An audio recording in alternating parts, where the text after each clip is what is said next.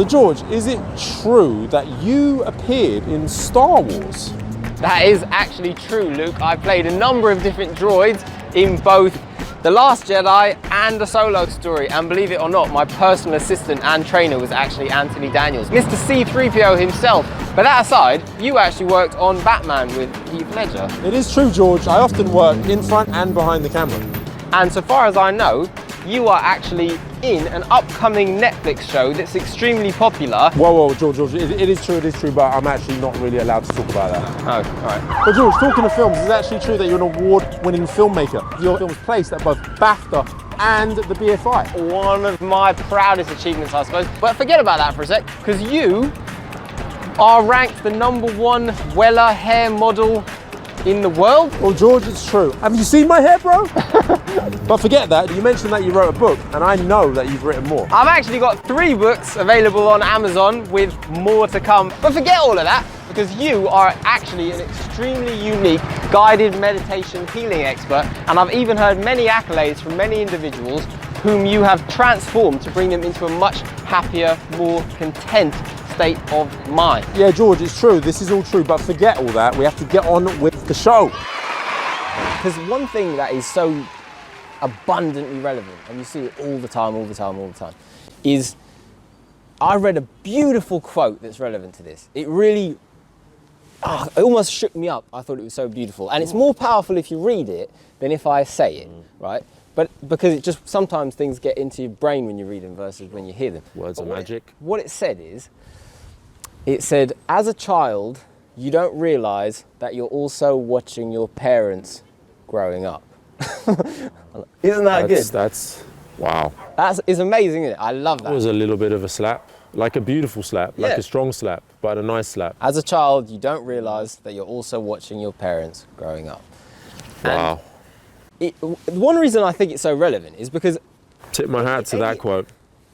I don't know who said it, but it was written on a... You know, like when you walk past a pub and they write something? It wasn't a pub, but it was like that. It was like somebody had written it on a whiteboard somewhere. But anyway... That's where I get my best quotes. From a bar mat, right? I'll go on the toilet wall, I'm a little bit drunk, and somebody's written something, scribble it with a pen. Call Susanna at 3 a.m. for a good time. I did. Was she nice, Susanna? It was okay. But the reason I say it is because children, right, we know as, you know, ephemeral adults, ephemeral meaning we fluctuate, we go back and forth to our childhood ways all the time. But we know that kids don't know what's best for them. We just know it. Like, and that's why sometimes, like, the kid wants to stay at home and play on the iPad.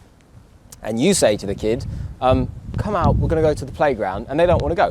But they don't know how much fun it's actually going to be for them. They don't realise how much they're going to enjoy it. You could literally say to a kid, right, let's say the child has never seen a theme park before, okay? They're sitting at home on the phone, you go, come on, we're going to take you to a theme park. They don't know what that is, right? They haven't seen a picture, whatever. They don't know that they're actually going to really like it. And so it's up to a parent to not ask, but take. And I've worked with many, many kids, and I've seen many, many parents who treat their children like they're friends instead of their own children. And they will say things like, would you like to go to the playground? Would you like to go to the playground today? And the child obviously goes, no, because they're playing video games, right? Now, I love video games. Love video games. I can vouch for that. But I know firsthand that sometimes a kid, when you go, come on then, let's go, and they go, no, and you go, come on, you're going to enjoy it.